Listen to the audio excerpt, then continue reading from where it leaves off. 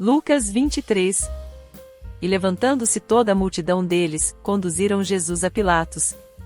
E começaram a acusá-lo, dizendo: Achamos este homem pervertendo a nossa nação, proibindo dar o tributo a César, e dizendo ser ele mesmo Cristo, rei. Pilatos, pois, perguntou-lhe: És tu o rei dos judeus? Respondeu-lhe Jesus: É como dizes. Então disse Pilatos aos principais sacerdotes, e às multidões: Não acho culpa alguma neste homem. Eles, porém, insistiam ainda mais, dizendo: Alvoroça o povo ensinando por toda a Judéia, começando desde a Galiléia até aqui. Então Pilatos, ouvindo isso, perguntou se o homem era galileu, e, quando soube que era da jurisdição de Herodes, remeteu a Herodes, que também naqueles dias estava em Jerusalém. Ora, quando Herodes viu a Jesus, alegrou-se muito, pois de longo tempo desejava vê-lo, por ter ouvido falar a seu respeito, e esperava ver algum sinal feito por ele, e fazia-lhe muitas perguntas, mas ele nada lhe respondeu. Estavam ali os principais sacerdotes, e os escribas, acusando-o com grande veemência. Herodes, porém, com os seus soldados, desprezou-o e, escarnecendo dele, vestiu-o com uma roupa resplandecente e tornou a enviá-lo a Pilatos. Nesse mesmo dia Pilatos e Herodes tornaram-se amigos, pois antes andavam em inimizade um com o outro.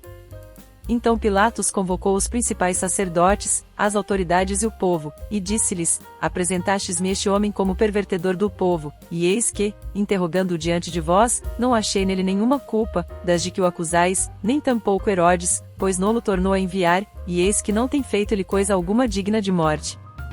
Castigá-lo-ei, pois, e o soltarei. E era-lhe necessário soltar-lhes um pela festa. Mas todos clamaram a uma, dizendo: Fora com este, e solta-nos Barrabás. Ora, Barrabás fora lançado na prisão por causa de uma sedição feita na cidade, e de um homicídio. Mais uma vez, pois, falou-lhes Pilatos, querendo soltar a Jesus. Eles, porém, bradavam, dizendo: Crucifica-o! Crucifica-o! Falou-lhes, então, pela terceira vez, pois, que mal fez ele? Não achei nele nenhuma culpa digna de morte. Castigá-lo-ei, pois, e o soltarei.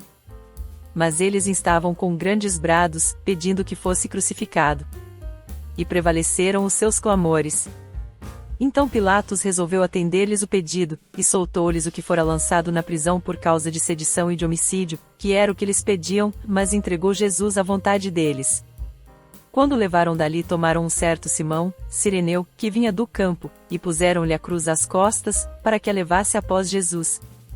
Seguia-o grande multidão de povo e de mulheres, as quais o pranteavam e lamentavam.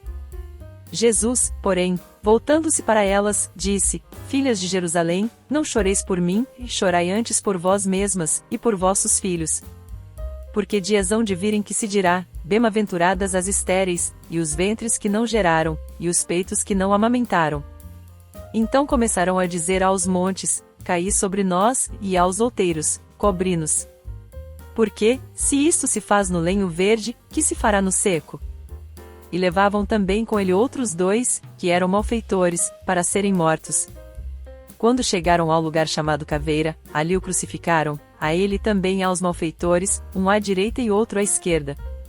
Jesus, porém, dizia: Pai, perdoa-lhes, porque não sabem o que fazem. Então repartiram as vestes dele, deitando sorte sobre elas. E o povo estava ali a olhar. E as próprias autoridades zombavam dele, dizendo: Aos outros salvou, salve-se a si mesmo, se é o Cristo, o escolhido de Deus. Os soldados também o escarneciam, chegando-se a ele, oferecendo-lhe vinagre, e dizendo: Se tu és o rei dos judeus, salva-te a ti mesmo. Por cima dele estava esta inscrição em letras gregas, romanas e hebraicas: Este é o rei dos judeus. Então um dos malfeitores que estavam pendurados, blasfemava dele, dizendo: Não és tu o Cristo? Salva-te a ti mesmo e a nós. Respondendo, porém, o outro, repreendia-o, dizendo: Nem ao menos temes a Deus, estando na mesma condenação? E nós, na verdade, com justiça, porque recebemos o que os nossos feitos merecem, mas este nenhum mal fez. Então disse: Jesus, lembra-te de mim, quando entrares no teu reino.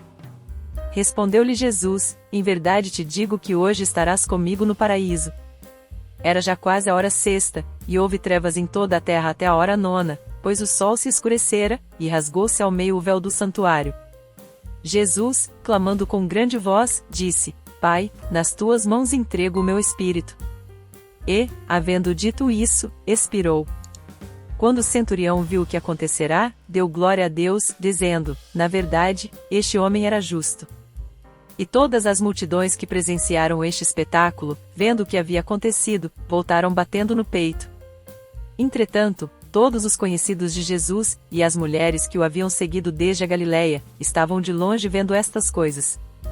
Então um homem chamado José, natural de Arimateia, cidade dos judeus, membro do Sinédrio, homem bom e justo, o qual não tinha consentido no conselho e nos atos dos outros, e que esperava o reino de Deus, chegando a Pilatos, pediu-lhe o corpo de Jesus, e tirando-o da cruz, envolveu-o num pano de linho, e pô-lo no sepulcro escavado em rocha, onde ninguém ainda havia sido posto.